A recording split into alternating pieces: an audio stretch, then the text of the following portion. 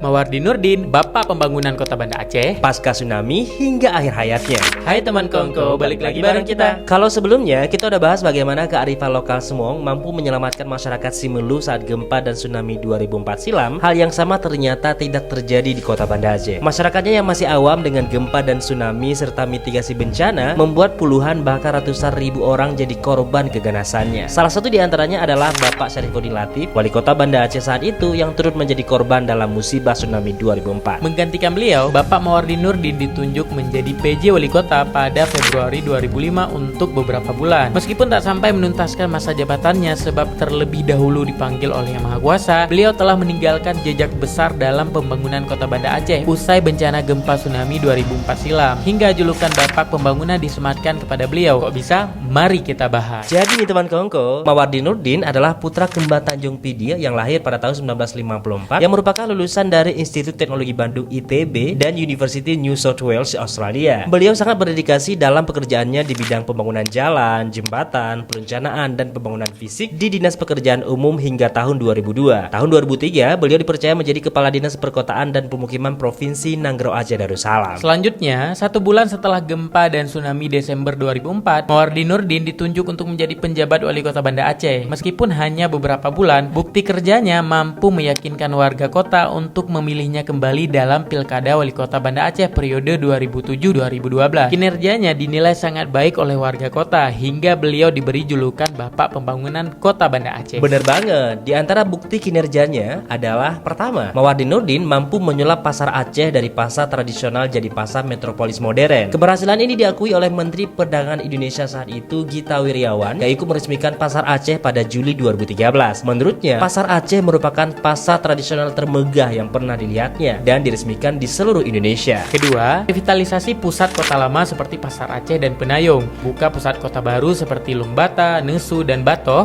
menjadikan Ulele meraksa dalam temen daerah wisata dan pelabuhan, dan menjadikan Banda Aceh sebagai waterfront city. Betul banget. Sebagaimana tertuang dalam RT RW 2009-2029, ada banyak sekali aturan perencanaan Kota Banda Aceh yang diatur untuk melahirkan kota layak huni dan terorganisir. Nah, cita-cita waterfront city diterapkan dengan tujuan membuat sungai dan laut adalah bagian terdepan dari kehidupan kota, bukan malah sebaliknya. Hingga hal ini dapat membuat sekitar Krung Aceh dan Krung Daroy jadi bersih dan layak guna. Mungkin kalau itu terus berjalan sampai dengan sekarang, boleh jadi sekarang kita bisa menikmati wahana perahu wisata ala-ala Thailand atau Venice Italia, atau lebih jauh lagi mungkin masa-masa Iskandar Muda. Oh mak hana dan pegah juki ban haya Banda Aceh nyomunya sampai nyante realisasikan. Lanjut cerita, dan ketiga di masa beliau, lingkungan Kota Banda Aceh menjadi bersih dan asri sampai meraih piala